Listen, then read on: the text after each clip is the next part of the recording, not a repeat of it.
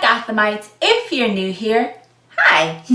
I'm London, aka History of the Batman. We finally made it to the day. Detective Comics issue 1000 is officially out all over the place in all of its 98-page glory. Well, I was able to read that thing cover to cover about 3 times since Monday when I received a copy. And I really wanted to make sure I can break down all of the epicness that is in every single panel of this huge anniversary issue. So now that I have read it cover to cover, I want to talk about it with you guys, obviously. To make this easier on myself, this is a very spoiler-filled review. So if you have not picked up your copy of Detective 1000 yet because you're at work or you're at school and you have to go to the store, or it's coming in the mail, or you have to buy it online, you just haven't read it yet and you want to be surprised by all the different stories and creators and what's actually in this issue,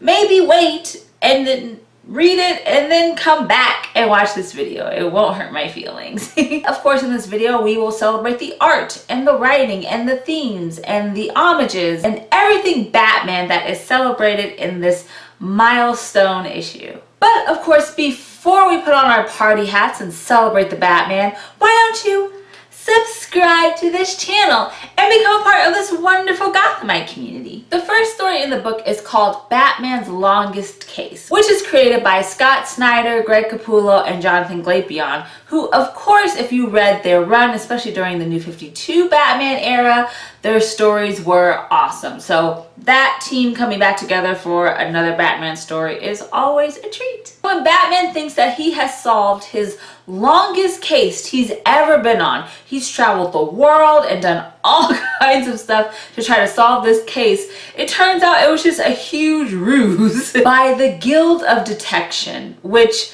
isn't their official name because they say they don't have an official name, but it's a group of detectives, and some of the people range from Hawkgirl to Slam Bradley, which I appreciate so much because Slam Bradley was one of the first detective figures within Detective Comics, period, before Batman was introduced in issue 27 in 1939. So that callback to an original detective within this book is outstanding and I approve. And basically the story explains why Batman loves being a detective.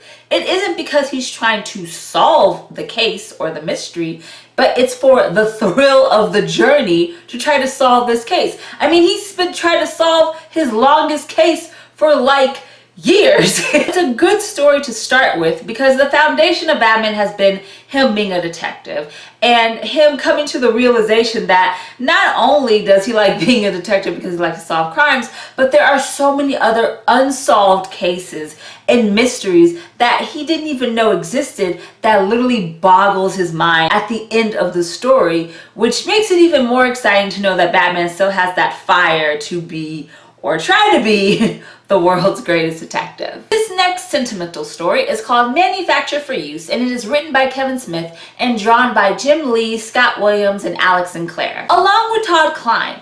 I really try to include the letterers because the letters are very important. Everyone's part in creating these stories are so important, and it's always hard when you just have like the writer and then like the penciler and that's it. There's so many people involved to make these stories look the way they do. So yes, I will try to name everyone that is involved within each of these stories because that's important. Bruce Wayne dresses up in his classic disguise of Matches Malone and goes to the Gotham City gift shop where all of the evidence that has ever been in any crime committed in Gotham that hasn't been checked into the GCPD is in this shop. It is like a pawn shop of crime in a sense. And Matches Malone goes in and is looking for one thing that he knows is in there, and that is the gun that Joe Chill used to shoot his parents dead when he was a child. He buys it for more than the asking price. The guy's like, that's awesome, I like money, you can have it. And then of course Bruce goes back to the Batcave, he has it in a case, and Alfred is literally looking at him like, bruh, you're taking like 3 steps back. Alfred just worries about him because he's his dad. He's all of our dads. And it's a little concerning that Bruce would want to actually have the weapon. Which is interesting because in other stories in the past, there have been cases where Batman has had the actual gun that Joe Chill used to kill his parents. So we've kind of wrestled with this concept of Batman facing the weapon that kind of destroyed his childhood in a sense and led him on this journey of guilt and sorrow and then vengeance, and then became the Batman. But anyway, Bruce is like, no, I'm not gonna put it in a display case and have it in like my trophies like I do with other things like dinosaurs and giant pennies. But he literally gets the gun, melts it down to like a metal plate about this big, and decides to put it under his Batman chest emblem in his costume. So not only can that gun never hurt anyone again, but it won't hurt Bruce anymore either. So I think that's a pretty cool meta type way to tackle the whole him seeing the gun that killed his parents and dealing with those memories and that tragedy, and made it in a way that would not only help him cope but would also protect others, which of course is his job as the Batman. The next story is called The Legend of Newt Brody. The story is written by Paul Dini and it is drawn by Dustin Nguyen, Derek Fordols, John Callitz, and Steve Wands. This story is very funny because several different villains, from Poison Ivy to Harley Quinn to the Mad Hatter to the Riddler, all recount times that they have done schemes in Gotham, yet it was all destroyed by this low-life kind of dumb and fumbly criminal named Newt Brody. After like a Gotham National Enquirer kind of busts the story wide open about this mysterious Newt Brody who's like ruining everyone's schemes in Gotham, we learned that Brody is actually another disguise of Bruce Wayne, kind of like a Matches Malone, but less detective and more whoopsie daisies, I'm Clark Kent fumbly at Daily Planet even though I'm Superman type of thing. But it's a very cute and interesting story, and I like the fact that it's called The Legend of this person, because Batman in its own right over the years has been considered an urban legend in Gotham City. It's Legendception. The next story is called The Batman's Design, which was written by Warren Ellis and illustrated by Becky Cloonan, Jordi Belair, and Simon Boland, which is all so awesome. That's just, all of these creative teams are just amazing. What's interesting about this story, it is very basic plan. It is Batman trying to take down this group of criminals who have consumed this kind of superpowered elixir to make them strong men. And it shows Batman literally taking them out one by one, but not using guns or using lethal force or any of the things that these other guys have tons of, but using his wits and his martial arts and his own intelligence to outsmart them and take them down. And one of the best parts of this entire book is the end, where the last guy, the main guy in this crew, has this bomb and he says, okay, I'm gonna detonate it. And he says, we're either gonna be alive or dead. And Batman literally comes to him and he's like, young man, I'm already dead and all I do is haunt the living. And Batman basically asks him, is that what he actually wants to do? Is that the life that he wants to lead? And he scares the boy so much that he puts down the bomb and the weapons. I think overall this short story basically shows that Batman's fear tactics are way more powerful than any gun or lethal weapon that any crook can have. Him being the ideal image of fear. Everyone's scared of him, and that's the point. Now this next story hurt my soul. So it is called Return to Crime Alley, and it is written by the legendary Denny O'Neil and illustrated by Steve Epting, Elizabeth Breitweiser, and Ann World Design. And of course this is very awesome that this story is in Crime Alley, and of course it features Batman and Leslie Thompson, because Dennis O'Neil is the one who wrote the classic 70s story There Is No Hope in Crime Alley, which is the first book that coined the term Crime Alley, where Batman's parents were gunned down. So per usual, Batman goes and visits Crime Alley on the anniversary of his parents' death and sees Leslie Thompson there. Now, usually when Batman talks to Leslie, she's almost like a therapist of sorts. He kind of talks about how he feels after all these years dealing with their deaths, and she almost comforts him.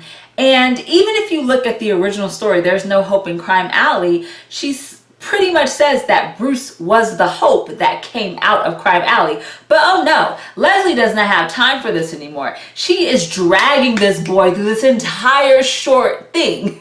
She says you are letting this consume you, and all you're living off of is guilt and vengeance and rage, and who's that for? How is that helping you any? She's basically telling them that he's literally starting to become the monster that he pretends to be to scare the criminals, just like we kind of saw in the Batman's design. So the story rounds out that a group of thugs, while Batman and Leslie are in Crime Alley, try to rob Leslie Thompson because she's a little old lady, and I guess thugs like to take little old ladies' purses because that's just a trope that is used. And Batman literally beats the crap out of every single one, which he usually does. And then afterwards, Leslie almost like tends to the criminals who got beaten up really badly. And Batman's like, you feel sorry for them? And she looks at his face and says, no, I feel sorry for you. And that's the end of the story. I was like, wow, okay. She read him like,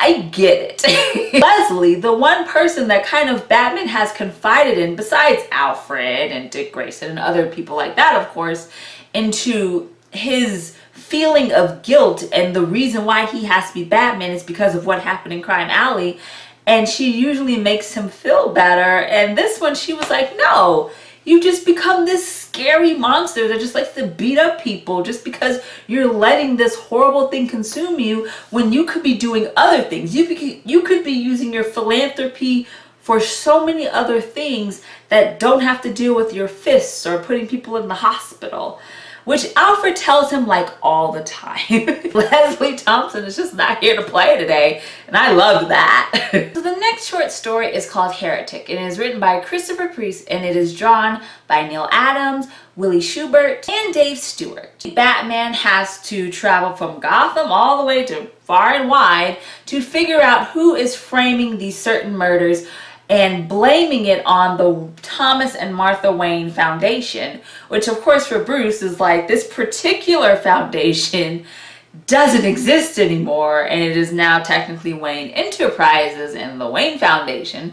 So he works with Dick Grayson to try to track down what all of this is and where this is coming from. And of course the source is his good old friend Ra's al Ghul. And what's really cool about the story is that Christopher Priest is the same writer who wrote The Wall, which was in Batman issue 431, and that actually gave us a little bit of a look in his travels to the Far East, study different martial art techniques, and to prepare himself before returning to Gotham and becoming Batman. Ra's does mention to him about his travels when he was young, going there and actually meeting the League of Assassins, and of course learning that the League of Assassins wants to just kill people. So he was like, I can't mess with that. And in order to figure out who committed these murders and how he can fix this almost global problem, he travels to the Far East and learns of the certain repercussions that Wayne placed on this community when he was training years and years ago. It's actually a really good parallel between his training and him studying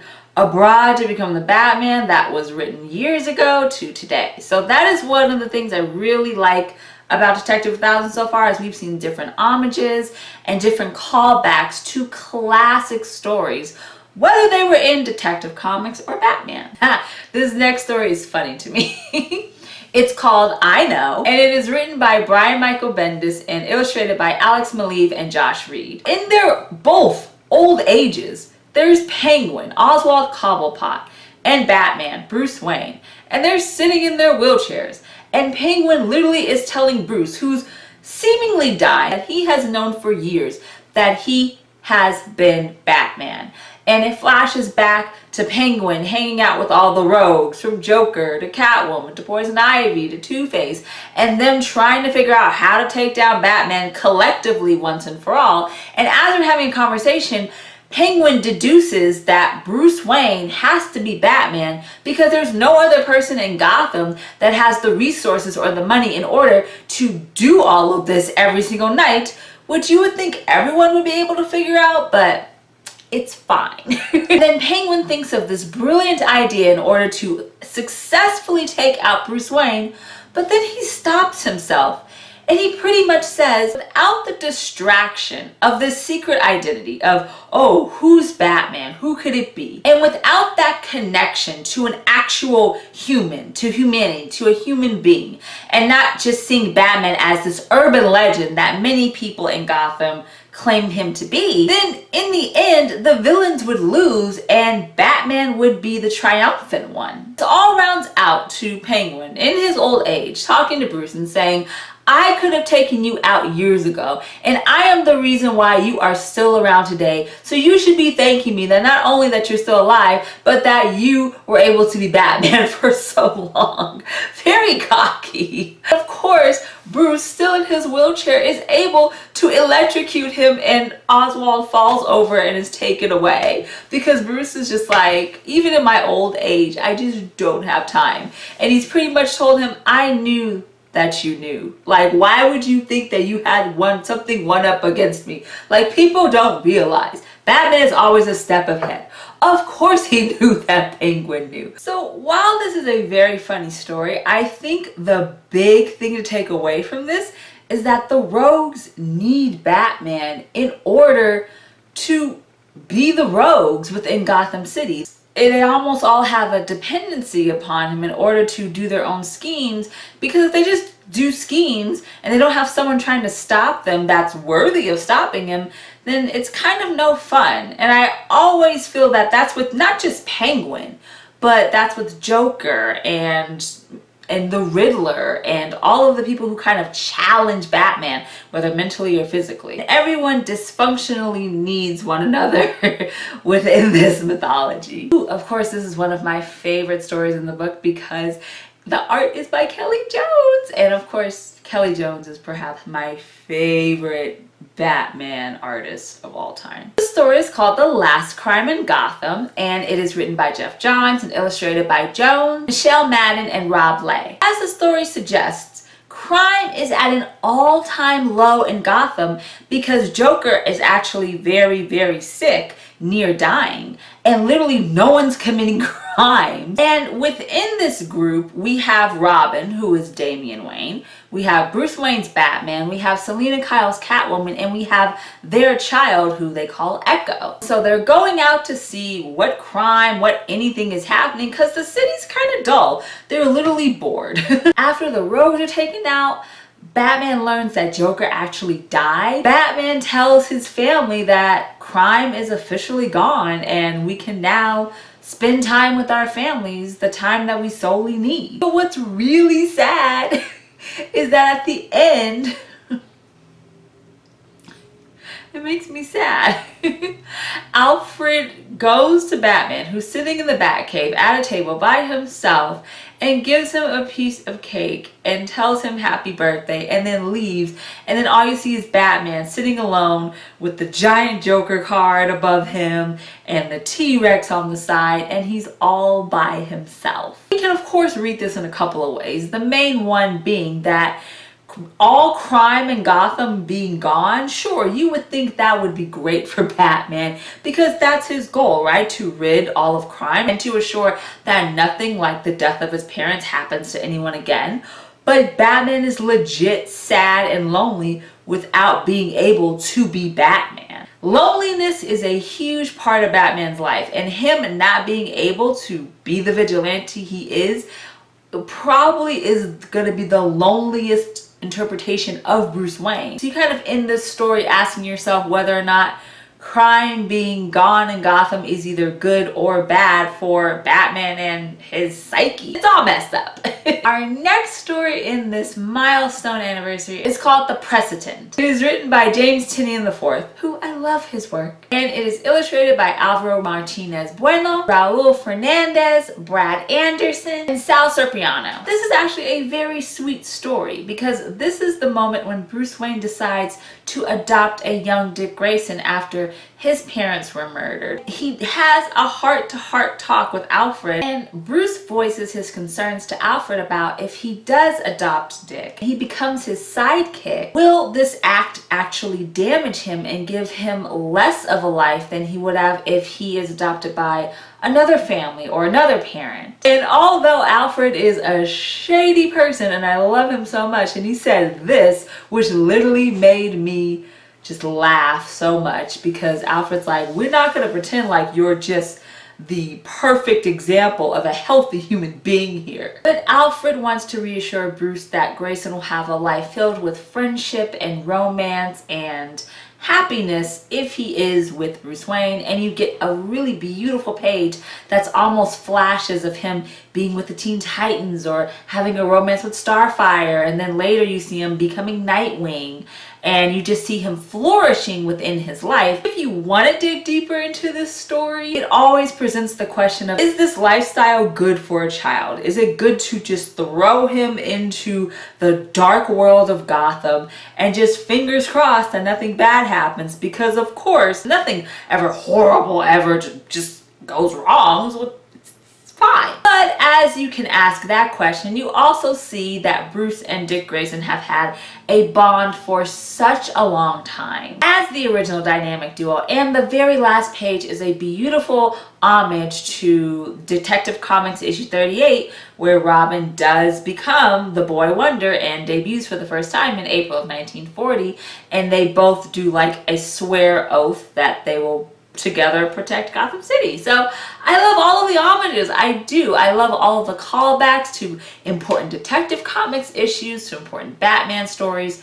It's all very great. It's all a fun ride, especially if you know Batman and his history and all of the amazing stories over the last 80 years. It is such a thrill to read. This is the best story in this book.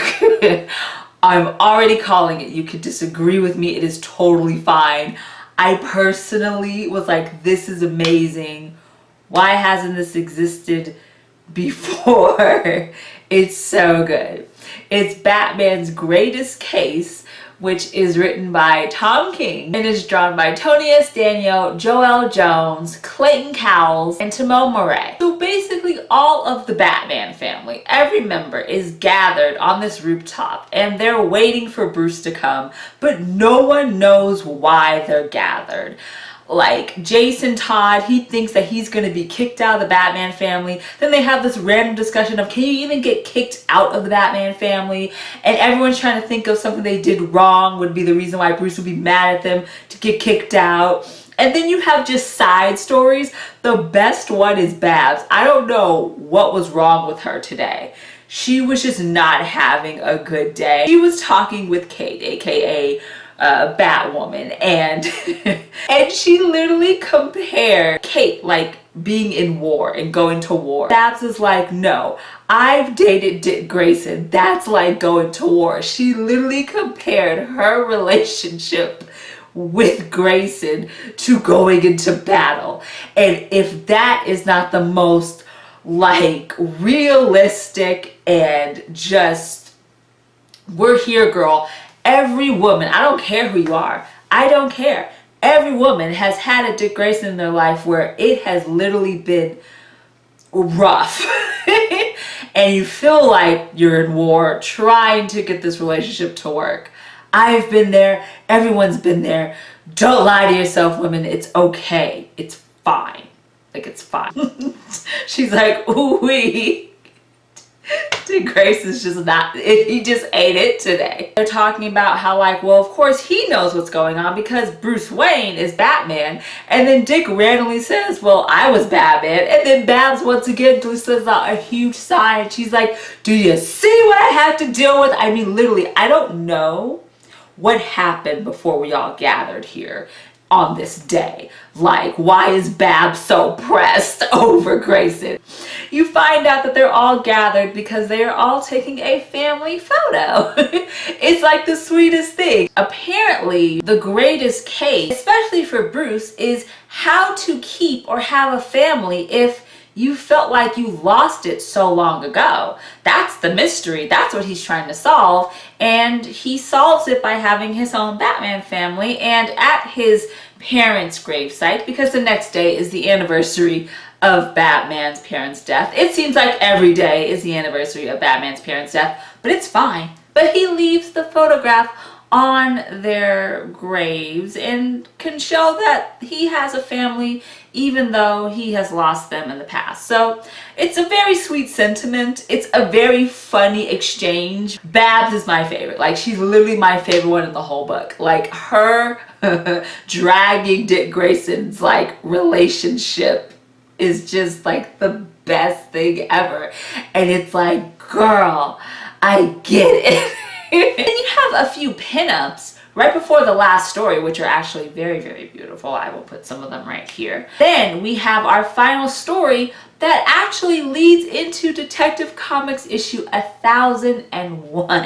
It's called Medieval. It is written by Peter Tomasi and it is illustrated by Doug Mank and Jamie Madison. Have a retrospect and you look at Batman and he's fighting different villains, from Joker to Bane to Riddler to Two-Face to Man-Bat, to all of these classic rogues, to Hush, to everyone.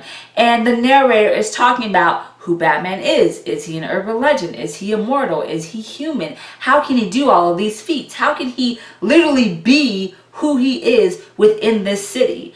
And even though it seems like he is the perfect hero, he is clearly flawed in so many ways. And then it ends with the Arkham Knight saying, I'm going to be the hero that Gotham needs. I'm going to be the fair savior of this city. This is actually the first time that the Arkham Knight, who appeared in 2015's video game series by Rocksteady, Batman Arkham Knight, this is the first time he's actually in regular Batman comic book continuity. He's gonna have seemingly his own arc within Detective Comics, which I am so excited to read. What have we gathered here from reading or you watching this in-depth review of Detective Comics issue 1000? Was it worth the wait? Is it worth the price? Is it everything that a Batman fan would want? I would say yeah. First of all, you get 98 pages. You get almost 100 pages of strictly just Batman tales and stories and art. And if you love Batman or even like him a little, that's fantastic. It's an historic issue because it's Detective Comics issue 1000, which is such an incredible feat. That's amazing. And this issue is celebrating Batman's 80th anniversary, which is happening in 3 days. It's happening on Saturday, March 30th, which is WonderCon weekend, which totally fits. So many creators just came together to make this book from all different eras of Batman. It is so much fun to read. It was a pleasure. I've read it several times, like I said now, and I really enjoyed it. I loved the art. I love the stories. I love that they brought original stories and keeps the mythology going. You think that, oh, Batman turned 80, that's it. But there's so many more tales and so much more that you can do with this character and his history and all that's a part of it. And I think that's why Batman is still around 80 years and probably will be for another 80 years. Go pick up Detective Comics 1000 today, March 27th. It is in your comic book shops. You can buy it online, on DC Comics app, or anywhere. And especially all of the variant covers. There's so many variant covers. So if you want to collect those, because I know that people like to collect them, or you have a particular artist that's your favorite. Of course, Nicholas Scott is probably my favorite cover for a variant. It's just a beautiful retrospect of Batman over the years, which that's literally me. Go pick up the book and celebrate this milestone in Detective Comics and celebrate Batman's birthday this weekend. It is a great way to kick off all of the events and everything that is happening for Batman's 80th anniversary. Thank you guys so much for watching my very spoiler-filled review of Detective Comics issue 1000. If you enjoyed this video, please give it a bat thumbs up. As always, all of my social media is linked in the description below. including Instagram at History of the Batman. So why don't you give it a follow and become a Gothamite? I will be having a special Batman editorial coming out later this week, celebrating Detective Comics 1000 and Batman's 8th anniversary. So be on the lookout for that for Comicosity, and check out their editorials and reviews on their website now. I'll link their page in the description as well. I will be at WonderCon on Saturday and Sunday. So if you are there, I hope to see you walking around. I will be at different places conducting interviews and doing different things, but I'll just be out. I'll just be around. So if you see me, please come and say hi, because I that's like one of the best things that I get to do at cons is like run into you guys say hi. That's so fun for me. So if you're going to WonderCon, I hope to see you there on Saturday and Sunday. And of course, please subscribe to this channel so you can become a part of this Batman community. It would mean so much to me. Thank you guys so much for watching, and we will have more History of the Batman soon right here on YouTube. Remember, Gothamites, it's all about peace, love, and Batman. Bye.